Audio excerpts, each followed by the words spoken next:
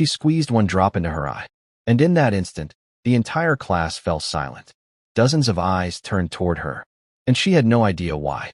They had expressionless faces, their eyes not even blinking. The girl grew more and more frightened. She ran out of the classroom in a panic. But strangely, students in the corridor were also casting their eyes at her. No matter where she went, someone would stare at her without looking away. Suddenly being the center of so much attention made Shernai very nervous. So she cautiously asked a classmate, "Why are you all looking at me?" But the classmate simply answered. Shernai was completely baffled. She couldn't make sense of it. Why was everyone looking at her? With no other option, she temporarily left school. Even on the way home, even out on the street, Shernai still drew everyone's gaze. Two girls were taking a selfie, but their eyes were on Shernai. A mother lifted her child high, ignoring the baby's safety, and stared fixedly at Shernai. Shernai felt helpless and hurried back home. She switched on the TV to try to distract herself. But chillingly, even the actors in the drama on screen seemed to be staring at her. Shernai was terrified. She couldn't understand what was happening. It wasn't until the next day, on her way to school, that she bumped into a boy. The eye drops in her bag accidentally fell out. The boy kindly picked them up for her. But Shernai was now afraid of other people's gazes, so after getting the drops back she hurried off. Then she suddenly remembered, when the boy picked up the bottle, his eyes had not been on her. So she rushed after him. "Why did you look away?" "Everyone's been looking at me," she blurted.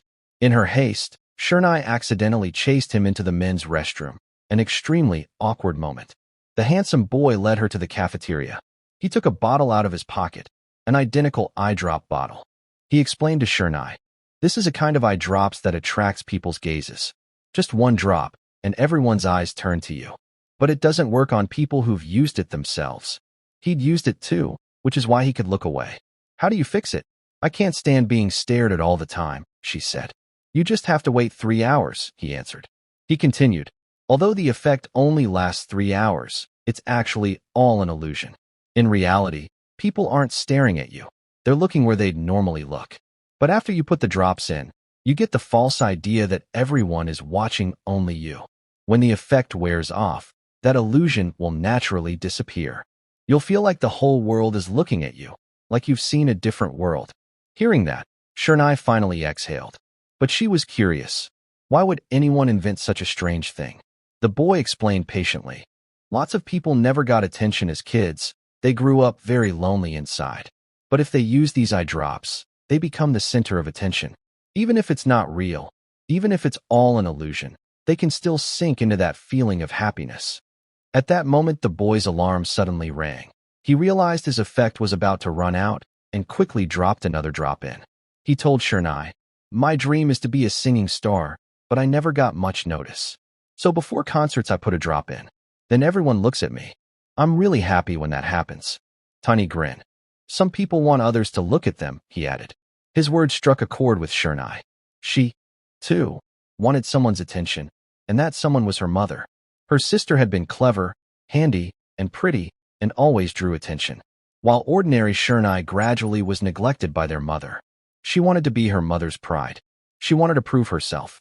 So she called, "Mom, turn around," and performed a flip on the bar right in front of her. But the moment registers, her mother was pleased to see Shernai's growth. But at that instant, her older sister accidentally fell from a height behind them. Blood gushed out. Everyone was stunned. Their mother, distraught, broke down in tears. "Kaori, Kaori," someone screamed. "Because I opened my eyes, I opened my eyes." A trembling admission. Their mother glared at Shernai, venomous, as if to say, "If you hadn't made me turn and look at you, your sister wouldn't have had this accident." That was the last time Shernai remembered her mother looking at her directly. Her sister ultimately died. After that day, their mother never looked Shernai in the eye again. Their communication dwindled. She never felt her mother's warmth. At home, the mother and daughter were like strangers. Shernai understood. Her mother would never forgive her. After much thought, Shernai still put one drop of those eye drops in. She wanted her mother's attention. She wanted to see her mother's face directly.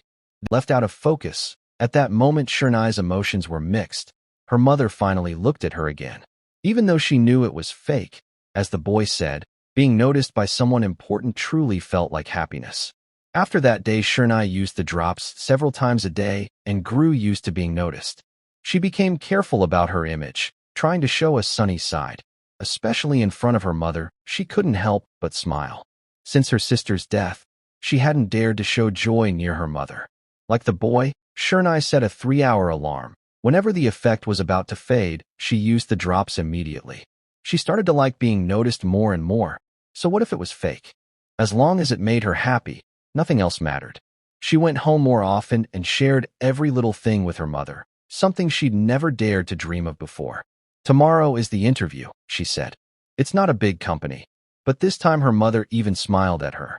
The effect of the drug was truly amazing. She ran to find the boy to thank him repeatedly. If not for his guidance, she might have thrown the drops away long ago. But for some reason, the boy didn't look happy. He suddenly took Shernai back to the classroom and asked her to sell the drops to him. "You don't like it, do you? Will people around you notice?" "At first I was shocked and disgusted," she said. "But I began to understand what you meant. It really can make people see you." Shernai's reaction surprised him, but he still pleaded for her to give him the drops. It turned out his supply had already run out. When Kotan tried to buy more from the original web shop, he discovered the website had mysteriously disappeared. There was nowhere left to buy the drops. The boy grew increasingly agitated, even dropping to his knees. But now Shernai, too, couldn't live without them. So of course she didn't want to give them up. Seeing her refuse, the boy suddenly went crazy and tried to snatch them. Fortunately, 2 passing classmates noticed, and Shernai managed to escape. "I feel the same way as you," he said later. "When my drops ran out, when no one was looking at me, I had the same thoughts." His words sent Shernai into deep thought. Could she one day be like him? Back at home, Rujin had prepared a hearty dinner, but Shernai was still thinking about the boy's words. "You look tired. Are you okay?" her mother asked. To avoid worrying her mother, Shernai lied, saying she'd only been under a lot of stress lately. Just then the alarm rang. The 3-hour effect was up. She hurried to grab the drops, but discovered, because of the scuffle earlier with the boy, the bottle had shattered. Shernai broke down.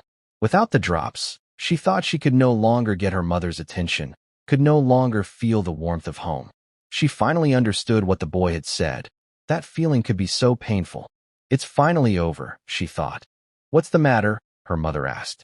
Then, to her surprise, even without the drops, her mother was looking at her worriedly. "I was watching you," her mother said softly.